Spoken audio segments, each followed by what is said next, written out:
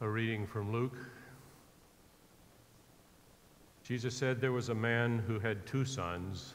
The younger of them said to his father, "Father, give me my share of the property that will belong to me."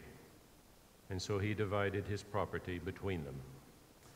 A few days later, the younger son gathered all that he had and traveled to a distant country, and there he squandered his property in dissolute living. When he had spent everything, a severe famine took place throughout that country, and he began to be in need. So he went and hired himself out to one of the citizens of that country, who sent him to his fields to feed the pigs. He would gladly have filled himself with the pods that the pigs were eating, and no one gave him anything. But when he came to himself, he said, "How many of my father's hired hands have bread enough to spare, and here I am dying of hunger. I will get up and go to my father, and I will say to him, 'Father, I have sinned against heaven and before you. I am no longer worthy to be called your son. Treat me like one of your hired hands.' And so he set off and went to his father. But while he was still far off, his father saw him and was filled with compassion. He ran and put his arms around him and kissed him. Then the son said to him, 'Father, I have sinned against heaven and before you. I am no longer worthy to be your son.' But the father said to his slaves, 'Quickly bring out a robe, the best one, and put it on him. Put a ring on his finger and sandals on his feet. And get the fatted calf and kill it, and let us eat and celebrate, for this son of mine was dead and is alive again. He was lost and is found.' And they began to celebrate." Over the last 3 years, I've had visits with several people who told me that they feared standing before God when they died because they seriously believed that they had done something so egregious, so sinful, so wrong, or some things so wrong that God would neither accept them nor forgive them. Is that the nature of God? There are many examples in the Bible. The Bible is replete with examples of people who sinned badly and then were forgiven. King David comes to mind. He has 2 wives, but he has this affair with Bathsheba, gets her pregnant, and then murders her husband and gets forgiven. But the issue is not so much about how badly can we sin. The issue is, what about the nature of God? The best story in the Bible that I know about that is probably the parable of the prodigal son, which you just heard. Think with me for a few minutes this morning not about human sin, but about what this parable teaches us about the nature of God. It begins with the prodigal son insulting his father. And in that day, to have asked for your inheritance before the father was dead would basically mean, "Father, I wish you were dead." He asked for his inheritance, and the father gave him his portion of the inheritance. Now, that would have been 1/3 of the estate, because it says clearly in Deuteronomy that the first son, the elder son, would get 2/3 of the estate, and the second son, the other son, would get 1/3. But the father gave it to him, knowing the effects that would have on his finances and on the entire estate. But he gave it. So the boy then goes to a distant country, and he blows through his inheritance. According to his brother, blew it with prostitutes, but that may be a biased opinion. And then when famine hits, he hires himself out to a pig farmer. A pig farmer. Can you read what Deuteronomy says about pigs? "And the pig is unclean for you. You shall not eat their meat nor touch their carcasses." Now, just that exposure to being with pigs The prodigal son wouldn't have been able to go worship it on the Sabbath, but it's been my experience that when younger sons leave in circumstances like that, they don't much have Sabbath worship on their mind.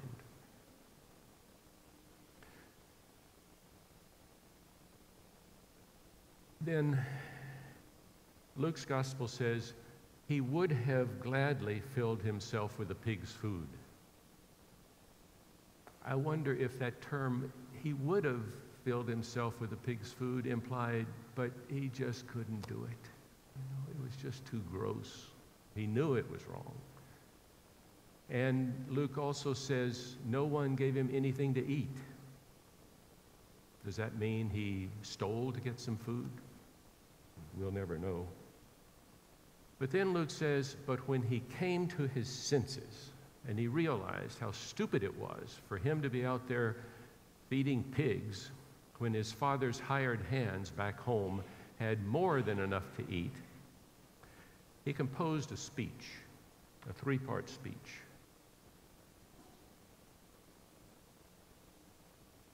Let me make sure this is correct. No, it's not. I need to go back. So here's the speech. Father, I have sinned against heaven and before you.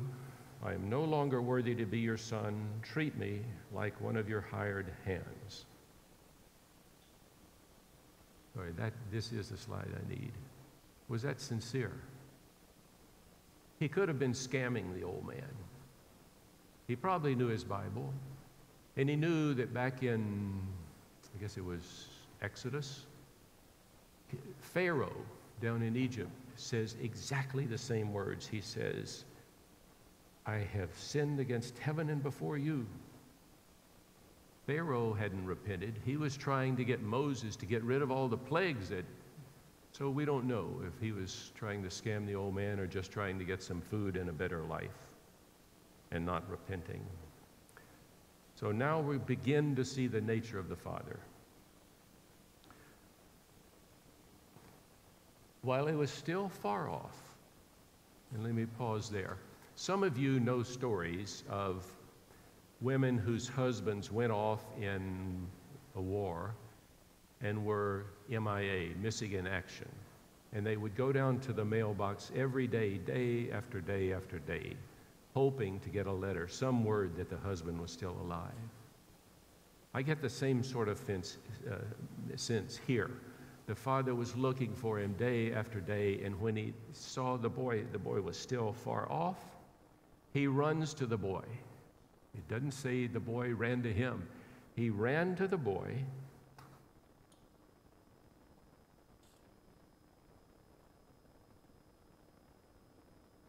and the father was filled with splanchnizomai.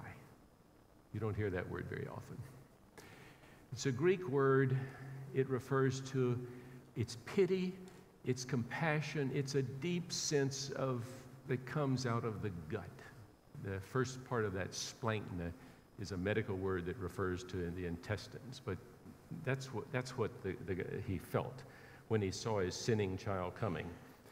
And then he went to the boy. The boy didn't go to him, and he put his arms around him. I got ahead. No, sorry, let me go. Here we go.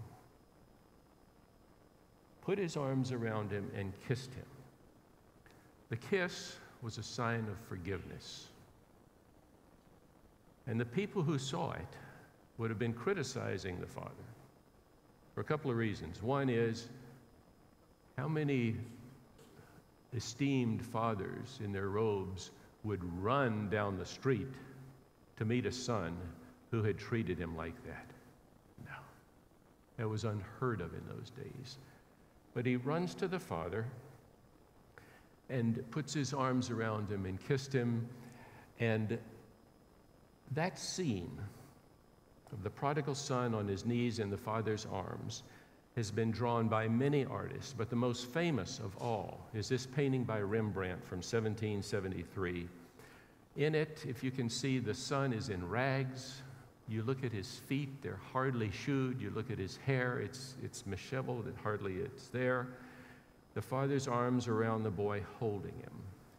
And what art critics comment on most about this picture is the father's hands and arms. The left hand is a strong masculine hand on the boy's shoulder. The muscles are flexed, pulling the son into the embrace. And the right hand, it's smaller. It's almost feminine. It's on the back, sort of like a mother stroking and comforting her father.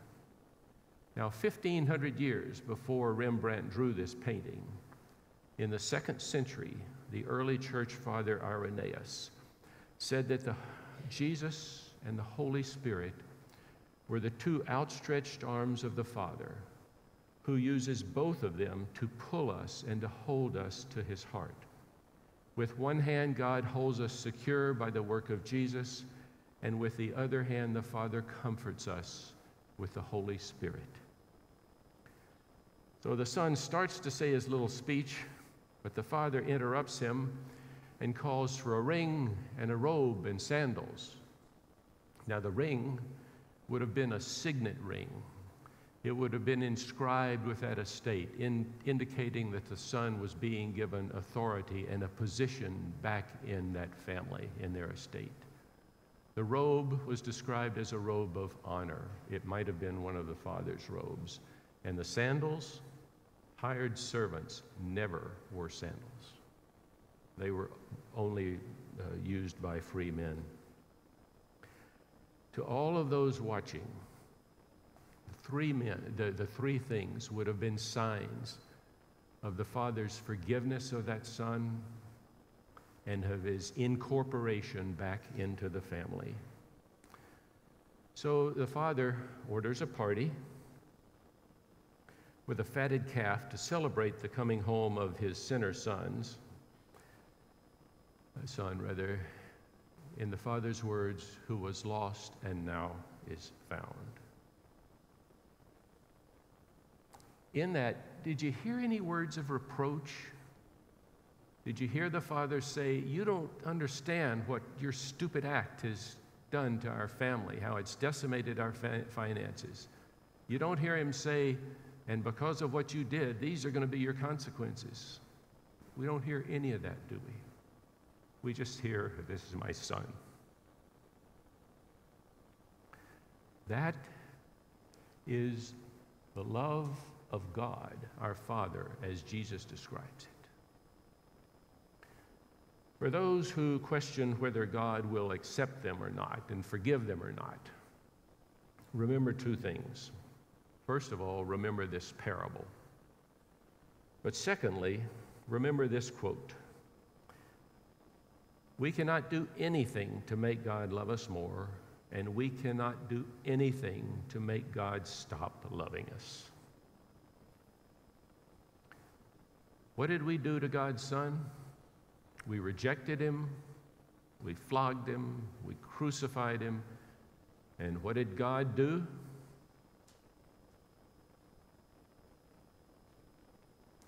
Raised him back to life and sent him back to the world that had crucified him.